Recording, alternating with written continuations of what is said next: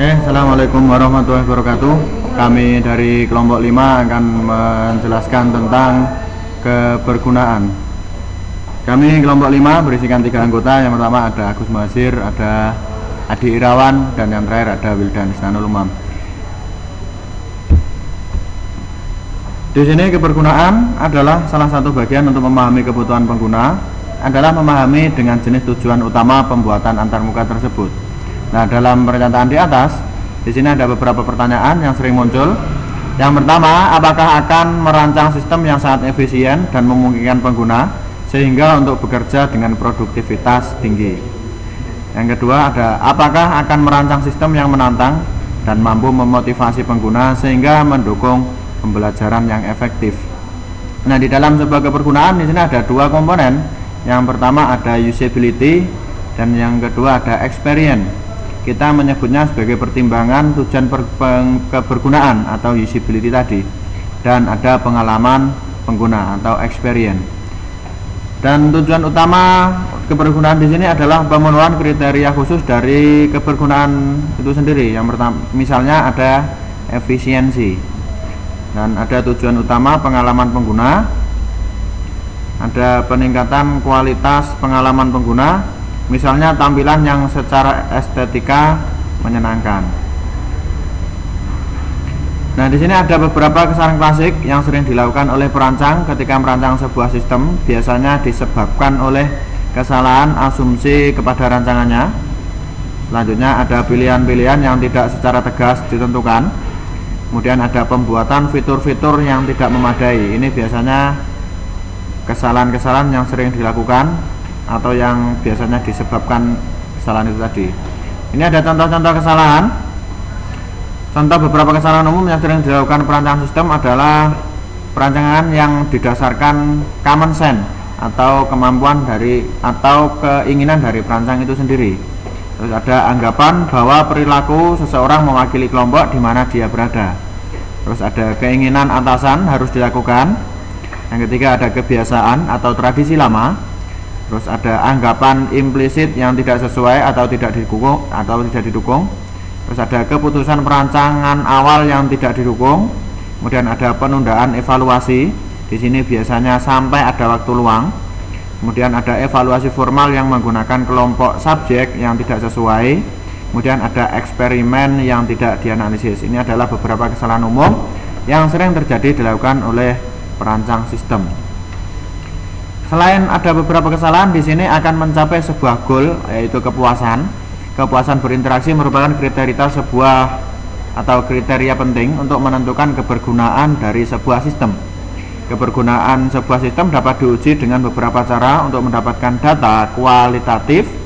Selain itu, investigasi dilakukan terhadap aspek perancangan antarmuka secara kualitatif juga sering dilakukan. Hal ini dilakukan terutama untuk menentukan faktor-faktor lain yang lebih bersifat subjektif yang memberikan kontribusi kepada pengguna atau menurunkan tingkat frustasi yang dialami oleh pengguna. Itu adalah kepuasan dalam berinteraksi. Kemudian ada kepuasan berinteraksi dapat dicapai apabila sistem memenuhi 8 aturan. Ini menurut Schneiderman yang dibahas pada tahun 1998. Yang pertama ada konsistensi, yang kedua ada fasilitas kunci, ini tepat, kemudian ada umpan balik yang informatif, ada rancangan dialog yang mengarah ke penutupan, selanjutnya ada pencegahan kesalahan dan penanganan kesalahan, selanjutnya ada pembalikan tindakan yang mudah, 7 ada dukungan pada locus of control internal, ada lagi penggunaan beban memori jangka pendek. Ini adalah kepuasan berinteraksi yang dicapai menurut Schneiderman pada tahun 1998. Dari beberapa komponen di atas, di sini kami mendefinisikan kebergunaan dapat didefinisikan sebagai derajat kemampuan sebuah perangkat atau tools untuk membantu pengguna menyelesaikan sebuah tugas.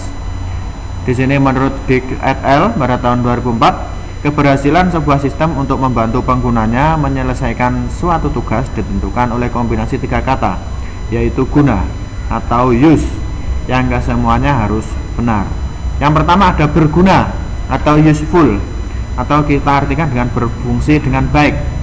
Yang kedua ada dapat digunakan atau usable, atau mudah dioperasikan. Terus ada yang ketiga ada digunakan atau used, atau memotivasi pengguna untuk menggunakannya, menarik, menyenangkan, dan lain-lain. Itu adalah menurut DICSL. Ada lagi ada komponen kualitas. Menurut Nelson pada tahun 2003 menyebutkan ada 5 komponen kualitas untuk menentukan kebergunaan sebuah sistem, yaitu ada kemampuan untuk dipelajari atau learnability, terus ada efisiensi, terus yang ketiga ada mudah diingat atau memorability, selanjutnya ada kesalahan dan keamanan, yang terakhir ada kepuasan. Itu adalah komponen kualitas menurut Nelson pada tahun 2003. Nah, untuk uji kebergunaan adalah proses untuk mengukur karakteristik interaksi manusia terhadap komputer dari sebuah sistem. Adapun cara uji kebergunaan, yang pertama ada pemilihan kartu, ada evaluasi heuristik, ada uji berbasis skenario. Itu ada beberapa cara untuk menguji dalam sebuah kebergunaan itu. Yang pertama ada pemilihan kartu. Analisis dilakukan secara umum pada organisasi dan struktur sistem yang dimaksud. Tujuannya adalah untuk mengelompokkan informasi dalam jumlah yang besar menjadi bagian yang lebih kecil sehingga dapat dikelola dengan mudah. Teknik ini kebanyakan dilakukan sebagai piranti untuk membangun pohon menu. Diharapkan dapat merefleksikan harapan intuitif dan model mentalistik pengguna. Ini adalah dari pemilihan kartu. Yang selanjutnya ada evaluasi heuristik. Teknik ini mengeksplorasi sistem, mengidentifikasi masalah kebergunaan, dan mengklasifikasikan setiap pelanggaran. Di dalam evaluasi heuristik ini ada 2 personil. Yang pertama ada evaluator dan penguji. Evaluator harus menentukan nilai kegawatan untuk setiap pelanggaran. Ya. Selanjutnya kemudian ada memberikan kepada penguji untuk dianalisis nilai kegawatannya dari si evaluator tersebut. Ini untuk evaluasi heuristik. Terus yang terakhir ada uji berbasis skenario. Ada wakil pengguna akhir atau end user untuk menguji sistem menggunakan skenario atau tugas yang sudah dirancang.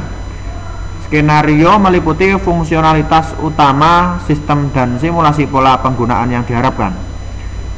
Pengujian menggunakan pengguna akhir sangat berguna untuk daur interaktif tes betulkan, kemudian dites kembali. Ini adalah dari uji berbasis skenario. Terima kasih presentasi dari kami. Apabila ada kesalahan, kami mohon maaf yang sebesar-besarnya. Kami akhiri. Assalamualaikum warahmatullahi wabarakatuh.